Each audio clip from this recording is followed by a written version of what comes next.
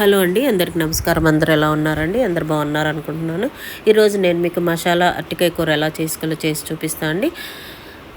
ప్రొసీజర్లోకి వెళ్ళిపోతే ముందుగా 2 టమాటాలు తీసుకొని సన్నగా కట్ చేసుకొని ఒక గిన్నెలో వేసి కొద్దిగా వాటర్ వేసుకొని ఉడికించుకోవాలండి. లేదు అంటే మిక్సీ పట్టేసుకొని అన్న పక్కన పెట్టేసుకోవచ్చు.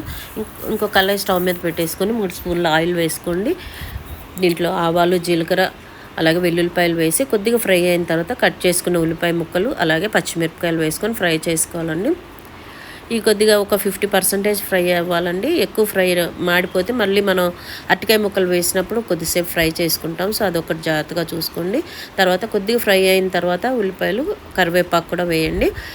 ఈ విధంగా ఫ్రై అయిన తర్వాత కట్ చేసుకున్న అరటికాయ ముక్కలు కూడా వేయండి. నేనైతే ఒకటే అరటికాయ తీసుకున్నాను అండి. దాన్ని బట్టి మీరు ఉల్లిపాయల క్వాంటిటీ కానీ టమాటాలు కానీ పెంచుకోవచ్చు. అరటికాయ ముక్కలు కొద్దిగా మగ్గిన తర్వాత అందులో ఉప్పు, పసుపు వేసుకొని కొద్దిగా ఫ్రై చేసుకోవాలండి. ఫ్రై చేసుకున్న తర్వాత మనం ఉడికించి పెట్టుకున్న టమాటా ముక్కలు కూడా వేసుకోవాలండి. దీనివల్ల ఏంటంటే మనకి కర్రీ టేస్ట్ వస్తుంది, అలాగే గ్రేవీ కూడా వస్తుంది అనమాట.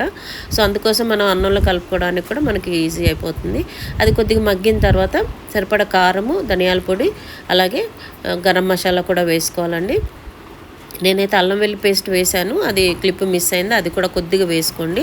తర్వాత కొద్దిగా వాటర్ వేసుకొని ఉడికించుకోవాలండి. మూత పెట్టేసుకొని సిమ్లో పెట్టుకొని ఉడికించుకుంటే మనకి అరటికాయ ముక్క త్వరగా ఉడికిపోతుంది. దించుకునే ముందు కొద్దిగా కరివేపాకు, కొత్తిమీర వేసుకొని కొద్దిగా వాటర్ ఉండగానే దించుకోవాలండి. ఎందుకంటే అరటికాయ అనేది ఆరే కొద్దీ గట్టిగా అయిపోతూ ఉంటుంది. అది ఒకటి చూసుకోండి, అంతే అండి.